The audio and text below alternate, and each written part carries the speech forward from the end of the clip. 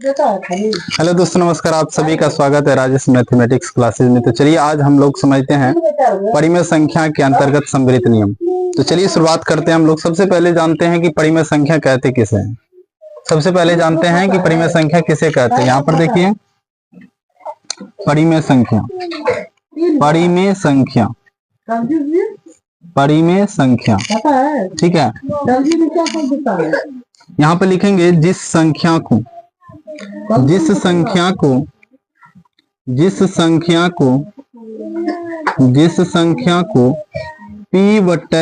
के रूप में व्यक्त किया जा सके,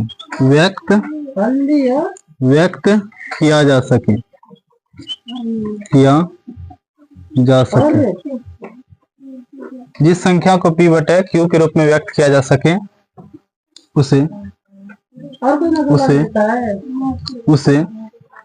परिमेय संख्या कहते हैं। परिमेय संख्या कहते हैं, ठीक है। और इसकी क्या है विशेषताएं परिमेय संख्या की। तो देखिए जैसे P/Q के रूप में, तो यहाँ पर P एवं Q पूर्णांक होना चाहिए। क्या होना चाहिए? पूर्णांक हो, है ना। P एवं Q क्या हो? पूर्णांक हो। और Q बराबर नॉट इक्वल टू 0, है ना। Q 0 नहीं होना चाहिए। Q जो है, ये जो नीचे में है Q, ये क्या होना चाहिए? 0 नहीं होना चाहिए आपका। और P एवं Q क्या होना चाहिए? पूर्णांक होना चाहिए। ये शर्त लागू होना चाहिए किस पर? परिमेय संख्या की। जिस संख्या को P/Q के रूप में व्यक्त किया जा सके उसे क्या कहते हैं? परिमेय संख्या कहते हैं। यानी कि P/Q यानी P एवं Q क्या होना चाहिए? पूर्णांक होना चाहिए। और Q बराबर नॉट इक्वल टू 0 यानी कि Q 0 नहीं होना चाहिए। ये शर्त लागू होना चाहिए।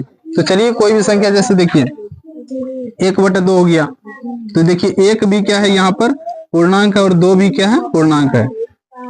और Q बराबर नॉट इक्वल टू, यानी Q 0 नहीं होना चाहिए। यानी 1/0 या फिर 2/0 ये नहीं होना चाहिए, नहीं होना चाहिए आपका, ठीक है।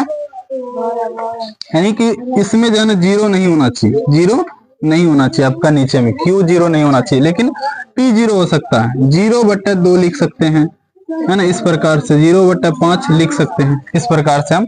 या फिर 0/1 लिख सकते हैं।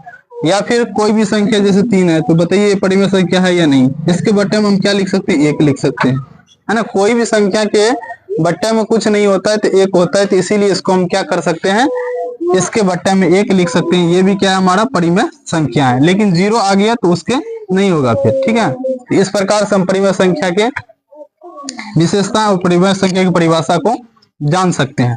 चलिए इसके अंतर्गत हमने लिखा यहाँ पर ऊपर में देखे होंगे कि परिमेय संख्या के अंतर्गत समृद्ध नियम, है ना। इससे पहले हम लोग पूर्णांक पर और जो भी पूर्ण संख्या पर समृद्ध नियम के बारे में पढ़े थे। आज हम लोग पढ़ने वाले हैं परिमेय संख्या के अंतर्गत समृद्ध नियम। परिमेय संख्या के अंतर्गत समृद्ध नियम। तो चलिए सबसे पहले परिमेय संख्या के योग पर समृद्ध नियम पढ़ते हैं। यहाँ पे लिखते हैं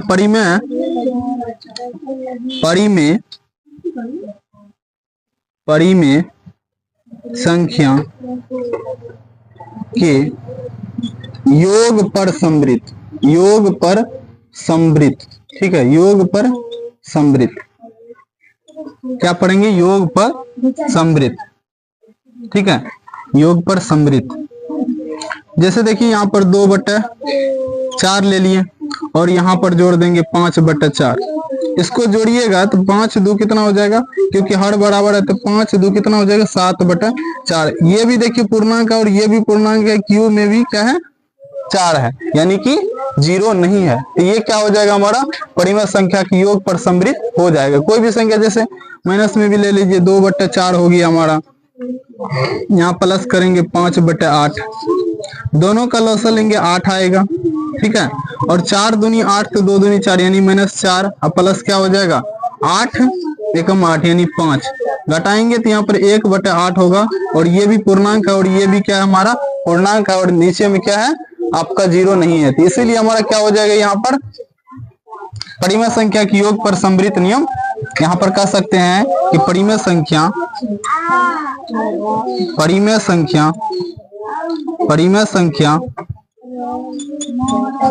संख्या योग के अंतर्गत समृद्ध है। क्या लिखेंगे? योग के अंतर्गत समृद्ध है,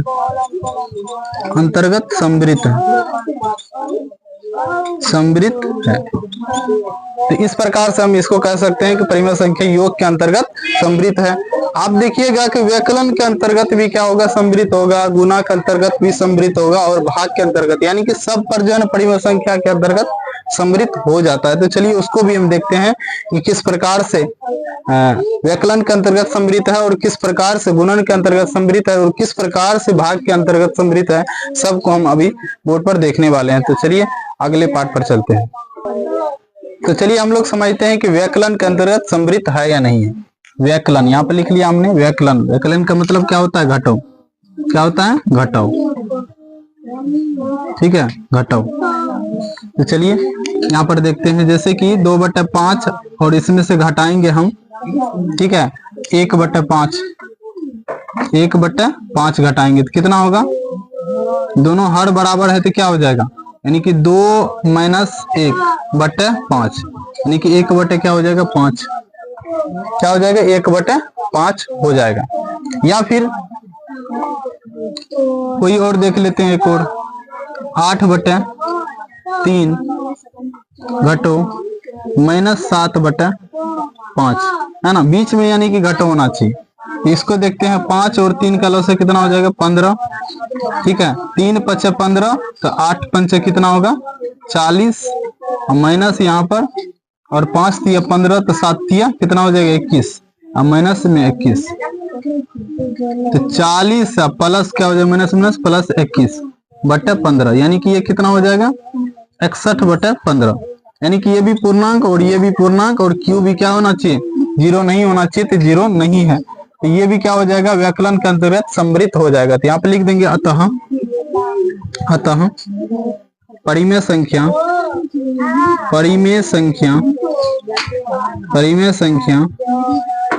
व्यकलन के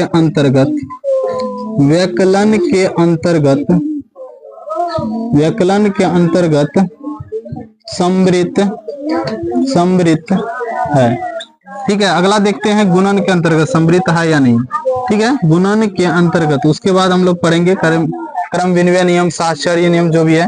ठीक है, गुणन के अंतर्गत ना, गुणन यहाँ पे लिखिए गुणन। ठीक है, गुणन लिखिए सिर्फ। और यहाँ पे देखिए 2 जैसे कि 8 लिख लिए, गुना करें 4/9, इसको गुना कीजिए, 4 दूनी कितना हो जाएगा? 8/9 = 72। ठीक है, या फिर माइनस में कोई ले लीजिए, 8/2 गुना हो जाएगा -3/5। ठीक है, गुना कीजिए, 8 × 3 = 24 हो जाएगा, और माइनस क्या हो जाएगा? प्लस में आ जाएगा, 5 दूनी 10। देखिए दोनों क्या हो गया? हमारा पूर्णांक है, दोनों ऊपर नीचे पूर्णांक है, क्यू भी 0 नहीं है। तो यहाँ पर कह सकते हैं कि अतः परिमेय संख्या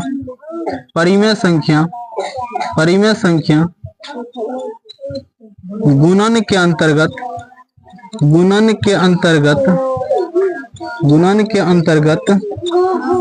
समृद्ध है। ठीक है, गुणन के अंतर्गत भी क्या है? हमारा परिमेय संख्या समृद्ध है। तो इस प्रकार से हम इसको समझ सकते हैं। तो चलिए अब समझते हैं हम लोग कि भाग के अंतर्गत समृद्ध है या नहीं। चलिए शुरुआत करते हैं। चलिए हम लोग समझते हैं कि भाग के अंतर्गत समृद्ध है या नहीं। ठीक है, भाग के अंतर्गत समृद्ध है या नहीं, डिवीजन।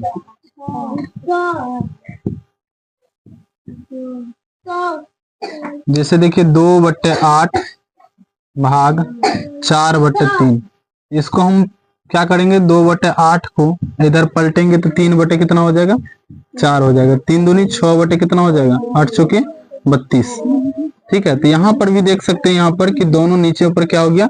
पूर्णांक आ रहा है, और नीचे में क्यू 0 नहीं है। इस प्रकार से हम लोग समझ सकते हैं। आप माइनस में भी लीजिएगा तब भी जाकर कोई दिक्कत नहीं होगा, यानी कि इसके अंतर्गत समृद्ध होगा ही होगा। यहाँ पे लिख सकते हैं, अतः परिमेय संख्या भाग के अंतर्गत भाग के अंतर्गत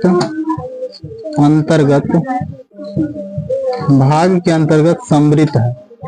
भाग के अंतर्गत क्या है? सम्मिलित है। ठीक है, इस प्रकार से हम लोग समझ सकते हैं। तो चलिए हम लोग समझते हैं अब क्रम विनिमय नियम। ठीक है, क्रम विनिमय नियम। ठीक है, तो चलिए हम लोग कुछ और जानकारी इसमें सीखते हैं, क्योंकि ज्यादा डिटेल से जाएंगे तो फिर बहुत लंबा वीडियो हो जाएगा। इस वजह से हम लोग क्या करते हैं, उसको जो समझाए पहले उसी का आधार पर आगे भी नियम है तो उसको समझ लेते हैं हम लोग। जैसे है क्यूमुलेटिव लॉ, यानी कि क्रम विनिमय नियम।